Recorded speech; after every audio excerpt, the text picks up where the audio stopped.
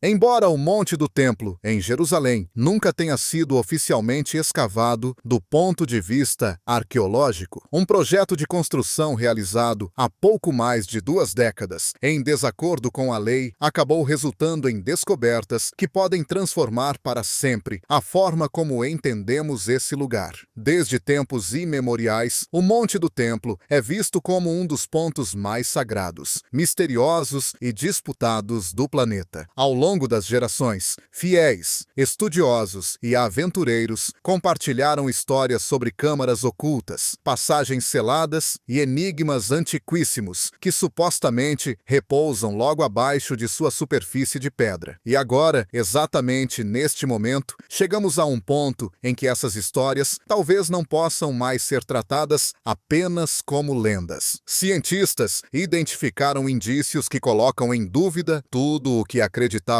saber sobre esse local. O que se esconde sob fundações com milhares de anos de idade tem o potencial de abalar profundamente a história, a religião e a ciência ao mesmo tempo. Se você quer entender até que ponto mito e realidade realmente se aproximam aqui, acompanhe esta jornada até o fim e compartilhe esta história para que outras pessoas também possam descobri-la. O Monte do Templo é uma plataforma com aproximadamente 35 hectares, situada no coração de Jerusalém. Um espaço que há milênios exerce um papel central nas dimensões religiosa, política e profética. Ainda assim, quase ninguém poderia imaginar que aquilo oculto sob sua massa rochosa teria um impacto tão profundo sobre nosso entendimento histórico. Durante muitos meses, essa descoberta extraordinária permaneceu longe do conhecimento público. O que os especialistas encontraram não apenas confirma antigas tradições, como também é capaz de surpreender até os mais céticos. A cidade santa de Jerusalém ergue-se entre colinas como uma coroa de pedra. No entanto, há um lugar que se destaca acima de todos os outros, não pela altura, mas pelo significado: o Monte do Templo, conhecido em hebraico como Har Habayit e, em árabe, como Haram al-Sharif. Esse antigo planalto de calcário, carregado de narrativas e simbolismo, é considerado um dos lugares mais sagrados, controversos e enigmáticos do mundo. Para o povo judeu, trata-se do local mais santo que existe. Segundo a tradição, foi ali que o rei Salomão construiu o primeiro templo, há quase 3.000 anos. Disse que esse templo abrigava a Arca da Aliança, guardada por querubins de ouro e preenchida pela presença divina. Após a conquista da cidade pelos babilônios e a destruição do templo, um segundo santuário foi erguido, apenas para ser novamente destruído pelos romanos no ano 70 depois de Cristo. Para os muçulmanos, o Monte do Templo é o nobre santuário, o local de onde o profeta Maomé teria ascendido aos céus durante sua jornada noturna. A cúpula da rocha, construída no século VII depois de Cristo, continua até hoje como um dos símbolos mais marcantes do local. Durante um período, esse espaço foi inclusive a primeira direção para a qual os muçulmanos orientavam suas orações. Para os cristãos, o monte também possui grande importância, pois está associado a acontecimentos centrais da vida de Jesus, como o episódio em que ele expulsou os comerciantes do templo, reafirmando-o como um lugar de oração. Contudo, além das construções visíveis, esse monte guarda uma história muito mais profunda. Oculto em sua rocha, protegido por séculos de guerras, proibições e reverência religiosa, encontra-se algo que cientistas tentam compreender há gerações. Ao longo do tempo, inúmeros impérios deixaram suas marcas no Monte do Templo. Os persas permitiram a reconstrução, os gregos desrespeitaram o local, os romanos o destruíram, os bizantinos ergueram igrejas e os omíadas construíram a cúpula da rocha e a mesquita de Al-Aqsa. Cruzados otomanos e britânicos também intervieram, cada um redefinindo o uso e a estrutura do lugar.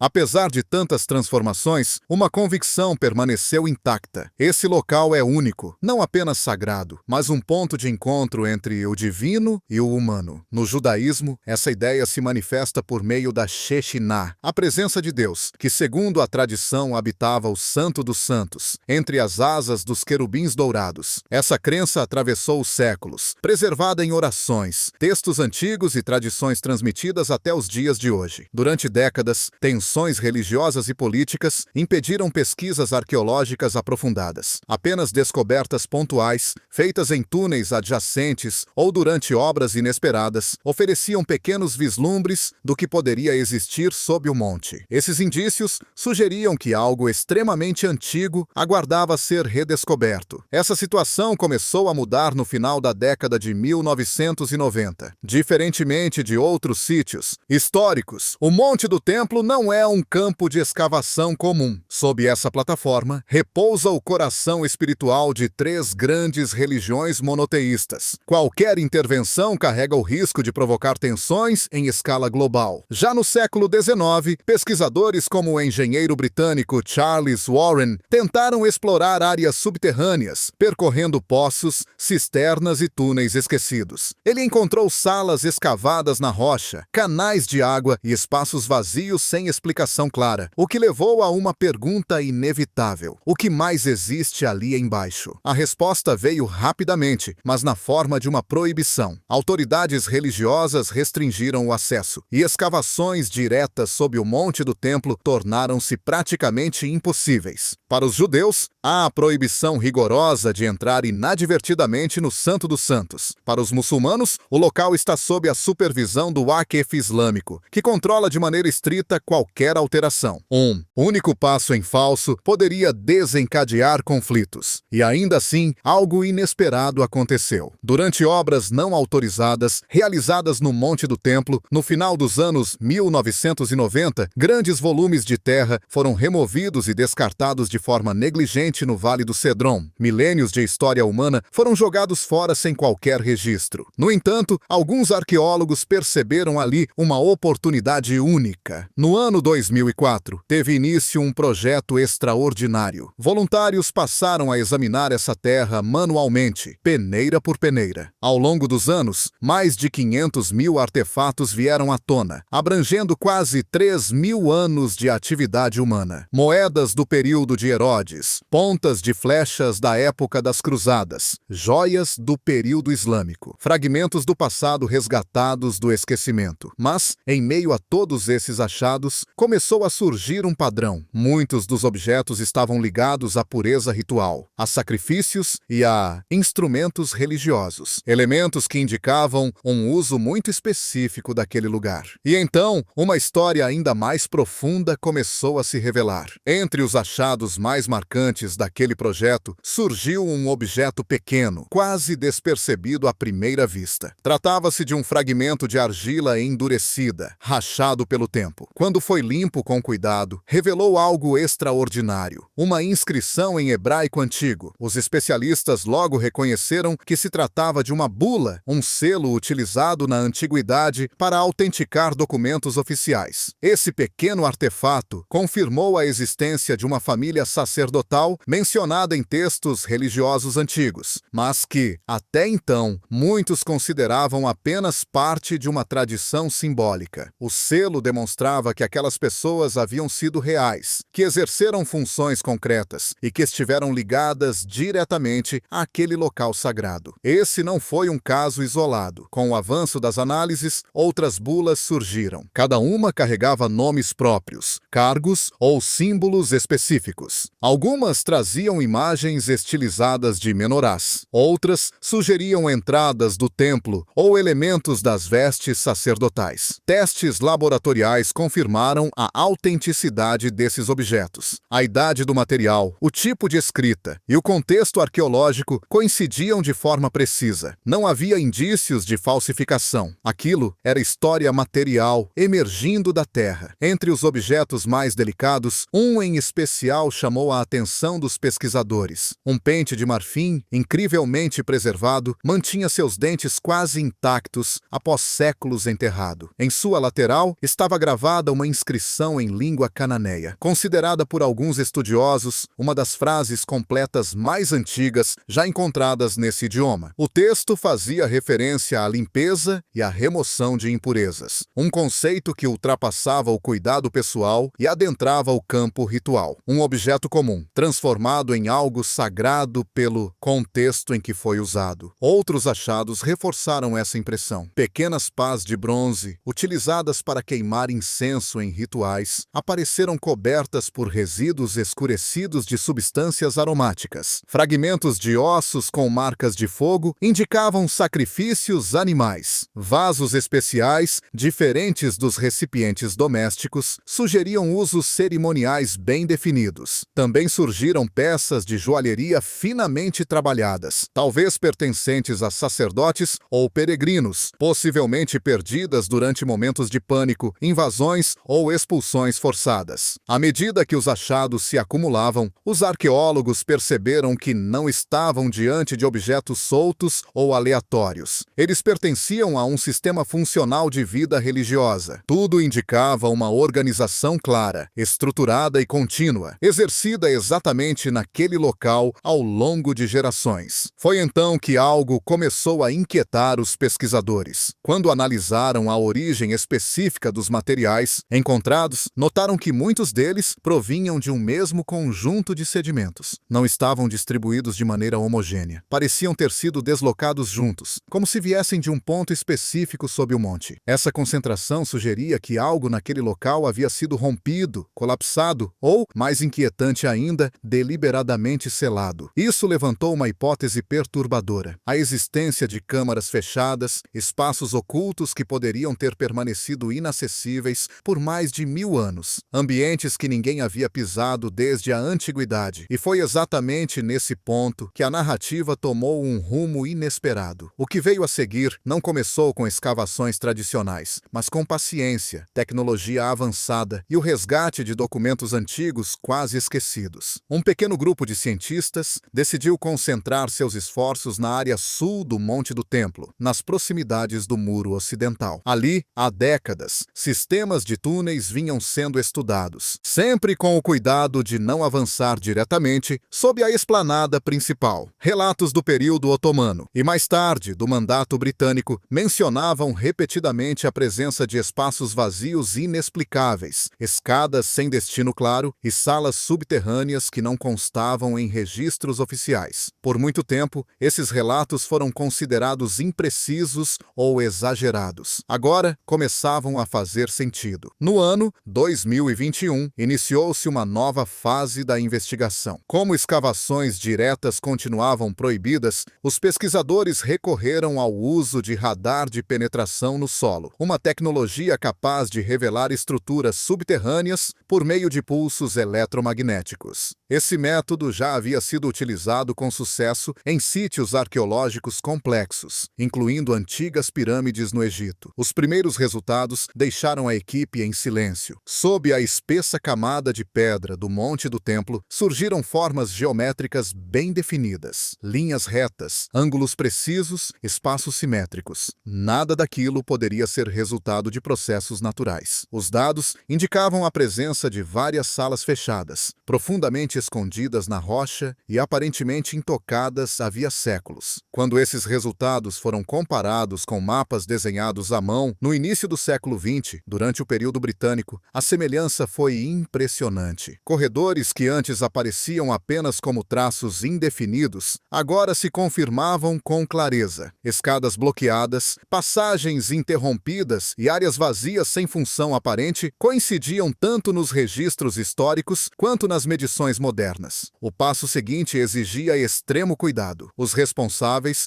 decidiram ampliar uma escavação que já possuía autorização legal, situada no complexo de túneis ocidentais. Tecnicamente, essa área ficava fora do platô principal do Monte do Templo, o que permitia intervenções controladas. Durante a remoção cautelosa de entulho de uma estrutura do período herodiano, os trabalhadores se depararam com algo inesperado. Uma escada estreita, talhada diretamente na rocha rocha começou a emergir. Ela conduzia para baixo, em direção a um espaço que parecia ter sido intencionalmente oculto. Quando os arqueólogos finalmente entraram na sala, tiveram a sensação de atravessar um limite temporal. As paredes superiores ainda conservavam marcas do período bizantino, cruzes desbotadas, pequenos nichos para lâmpadas a óleo e fragmentos quase invisíveis de inscrições. Tudo indicava que aquele local havia sido utilizado como espaço de devoção cristã entre os séculos IV e V depois de Cristo. Mas a maior surpresa ainda estava por vir.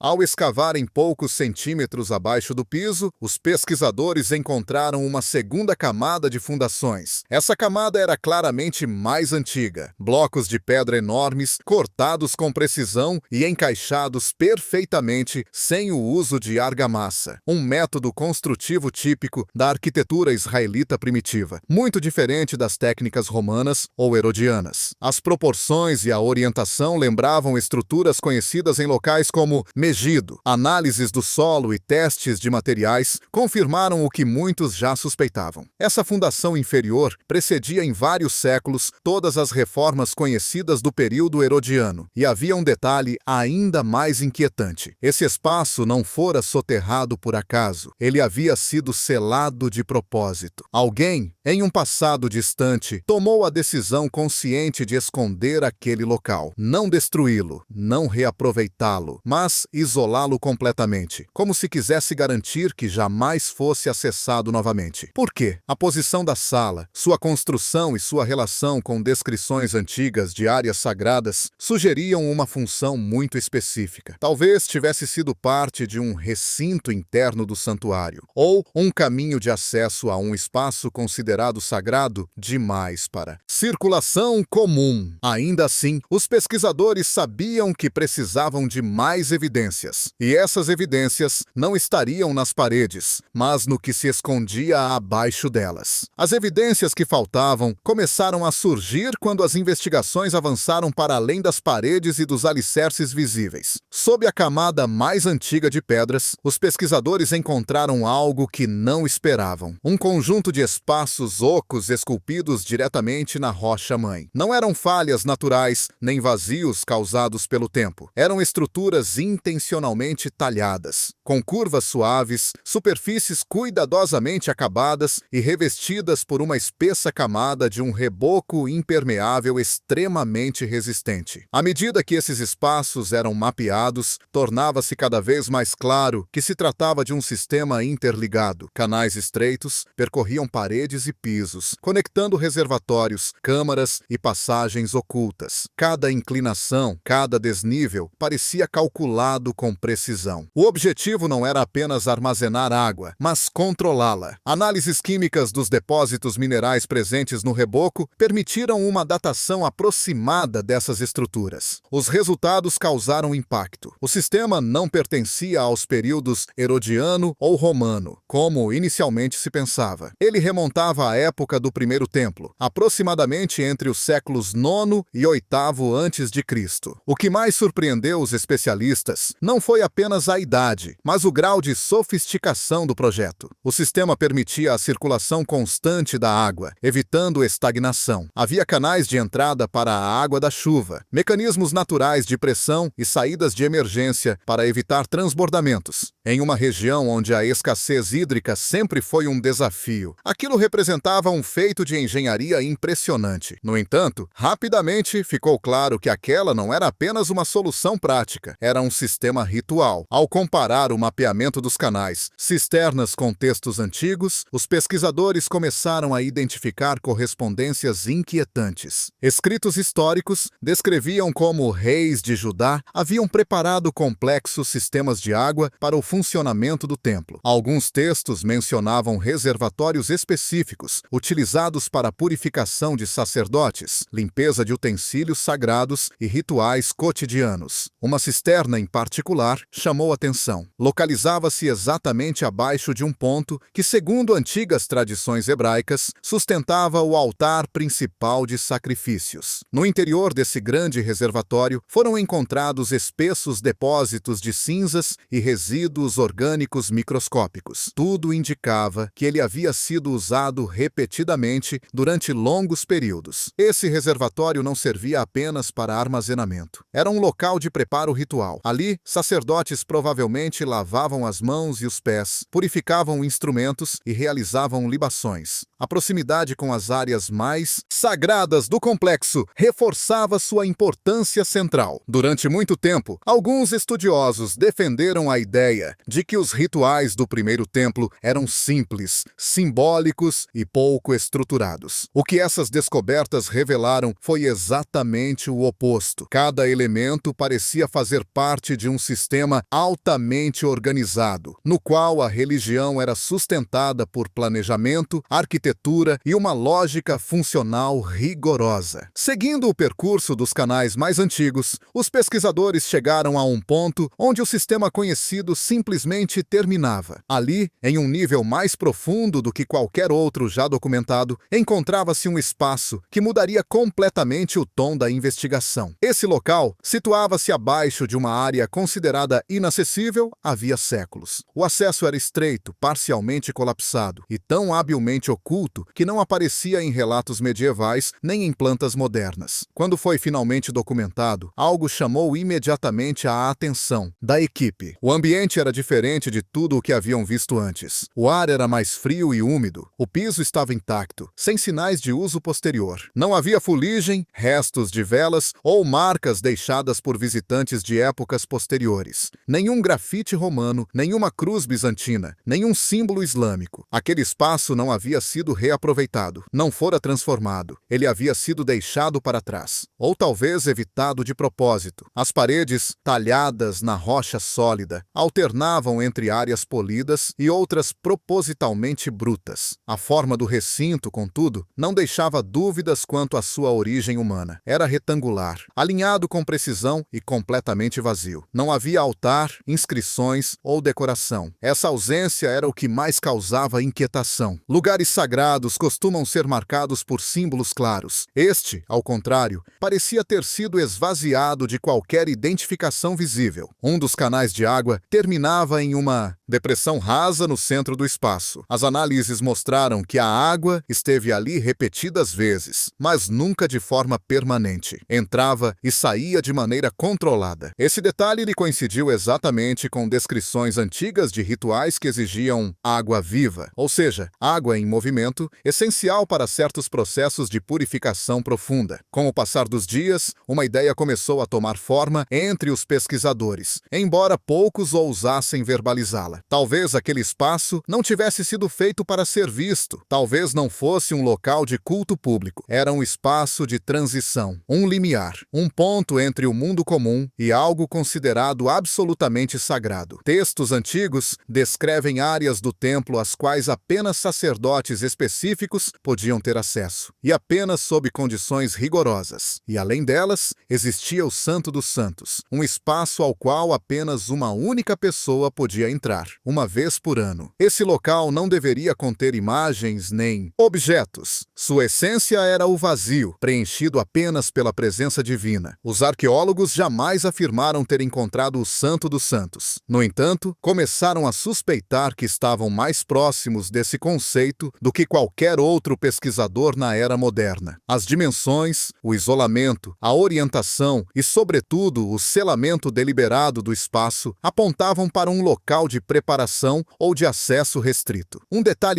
adicional reforçou essa hipótese. Em um dos cantos da sala, análises microscópicas revelaram vestígios de fibras de madeira preservadas por processos de mineralização. A presença de madeira naquele nível era extremamente incomum. Estudos sugeriram que poderia se tratar de restos de madeira de acácia, tradicionalmente associada, nos textos antigos, a objetos de grande santidade. O fragmento era pequeno demais para conclusões definitivas, mas seu simbolismo era inegável. Apesar de tudo isso, os arqueólogos responsáveis mantiveram tiveram uma postura cautelosa. Qualquer conclusão precipitada poderia gerar repercussões científicas, religiosas e políticas de enorme alcance. O Monte do Templo nunca foi apenas um sítio arqueológico. Sempre foi um ponto de convergência de fé, identidade e conflito. Por esse motivo, grande parte dos resultados permaneceu restrita por um longo período. Relatórios foram adiados, publicações limitadas a círculos especializados. Ainda assim, rumores começaram a circular. Falava-se de uma sala que ninguém deveria adentrar,